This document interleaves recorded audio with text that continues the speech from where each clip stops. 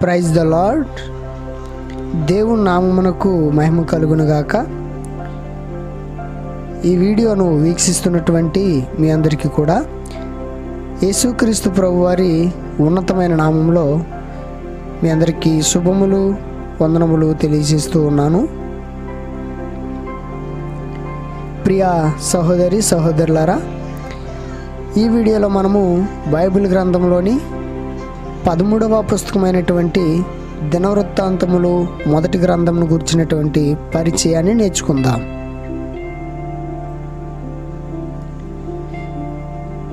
మొదటిగా మనము దినవృత్తాంతములు అన్న మాట గల అర్థాన్ని తెలుసుకుందాం. ఇంగ్లీష్లో క్రోనికల్స్ అంటాం. హిబ్రూలో మనం చూసినట్లయితే డైవ్రే హేయామ్ అనేటువంటి పదాన్ని ఉపయోగించడం జరిగింది. ప్రియా సహోదరి సహోదరులారా, ఈ మాటను కనుక మనం గమనించినట్లయితే డైవ్రే హేయామ్ అనేటువంటి ఈ మాటకు గల ఇంగ్లీష్ తర్జుమాను చూసినప్పుడు words of the days,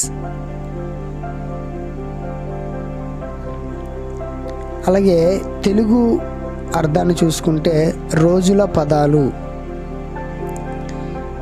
Bible పరంగా మనం ఆలోచన చేసినప్పుడు రోజువారీ వ్యవహారాలు తెలియచేయటం అనేటువంటి అర్థంతో కలిగి ఉంది.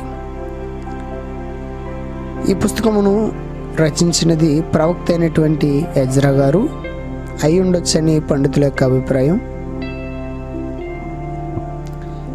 ఈ పుస్తకమును రచించినటువంటి కాలము క్రీస్తు పూర్వము 450 నుండి 430 మధ్యకాలంలో రాసి ఉండొచ్చని పండితుల యొక్క అభిప్రాయం. ఈ పుస్తకమును రచించినటువంటి స్థలము బబులోను లేదా యెరూషలేము.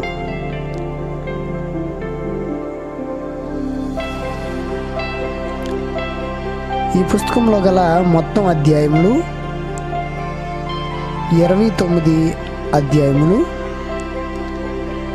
ఈ 29 అధ్యాయంలో గల మొత్తం వచనములు 941 వచనములు. ఈ పుస్తకంలో గల పెద్ద అధ్యాయము 6వ అధ్యాయము. ఈ అధ్యాయంలో 81 వచనములు కలవు. ఈ పుస్తకంలో గల చిన్న అధ్యాయము 20వ అధ్యాయము. ఈ అధ్యాయంలో 8 వచనములు కలవు. ఈ పుస్తకంలో గల మూల అధ్యాయములు 17వ అధ్యాయము. ఈ పుస్తకంలో గల మూల వచనములు 11వ అధ్యాయము 1 నుండి 3 వచనములు, 17వ అధ్యాయము 11 నుండి 14 వచనములు, 29వ అధ్యాయము 11, 12 వచనములు మరియు 14వ అధ్యాయము 2వ వచనం. ఈ పుస్తకంలో గల మూలవాక్యము పరిపాలన.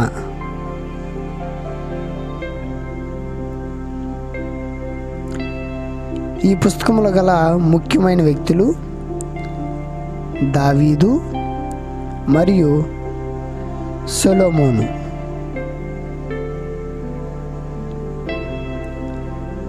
ప్రియా సహోదరి సహోదరులారా, ఈ వీడియో మీ ఆత్మీయ జీవితములకు దీవెనకరంగా ఉండాలని దేవుణ్ణి ప్రార్థిస్తూ ఉన్నాను.